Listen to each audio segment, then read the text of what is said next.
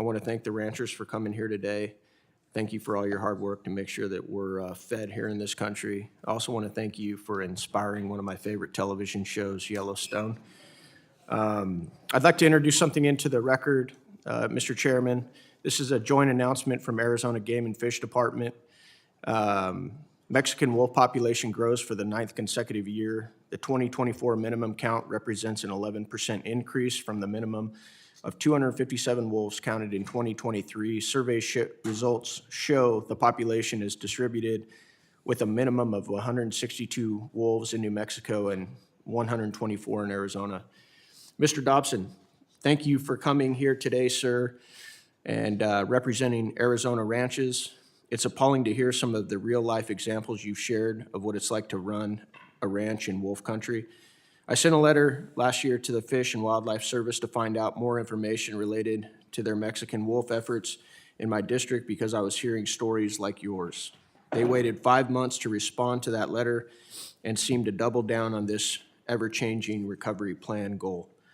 Mr. Dobson, you've shared that your ranch has been in your family for 5 generations, and you were only 7 years old when Mexican wolves were reintroduced into your area. Did you have to stop any operations as a result of reintroduction of wolves at that time? Yes, we got out of the sheep business completely. We were the last sheep operation left in the White Mountains, and we stopped that in 2012. How much did that cost your family business?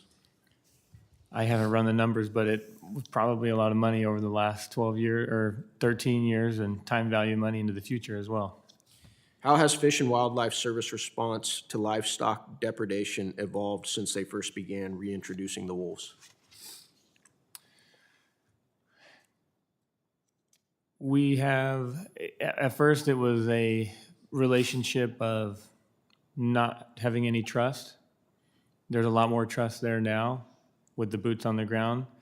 But it changes from administration to administration, the higher levels, like I mentioned before, in Fort Collins, with them taking back over the final say in depredations. That's something that is, they're overstepping their trained professionals that they have in the field.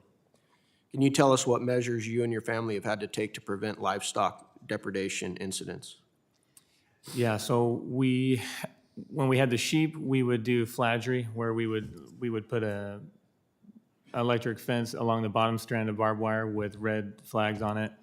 We've had flashing ear tags placed in cattle. We've hauled water. We've hauled hay. We've done studies, partnered with universities to do research and range riding programs, different things like that.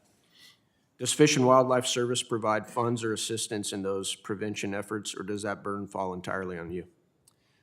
There are grants that you can apply for. Most of the time, we are doing those things out of our own pocket. They'll come to us with the ear tags, with the flagery. They'll donate those goods. But as far as time spent implementing those things, extra days work to get the ear tags in, to take measurements, the extra time, I'm covering all the labor and all the extra. You did mention that indirect cost of depredation far outweigh the direct cost, $320,000 in 2024 by your estimates. Is that correct? Correct. Do you worry that your cattle operation could face the same fate as your sheep operation after decades of this experimental wolf population terrorizing your ranch and the associated costs? Yes. How have these new 2023 guidelines impacted your ability to be compensated for confirmed kills by wolves? It's greatly affected us. The standards that are widely used all across the West, they take into account subcutaneous hemorrhaging as well as other evidence of fight scene, bite marks, raking, things like that. And now with the new SOP 11 for the Arizona and New Mexico Mexican gray wolf population, it relies solely on subcutaneous hemorrhaging as being able to confirm a wolf kill. And without that, there's no confirmed kill. So it's become a lot more difficult for you to recuperate some of the money from wolf kills. Is that what you're telling us? Correct. Thank you. I yield back, Mr. Chairman.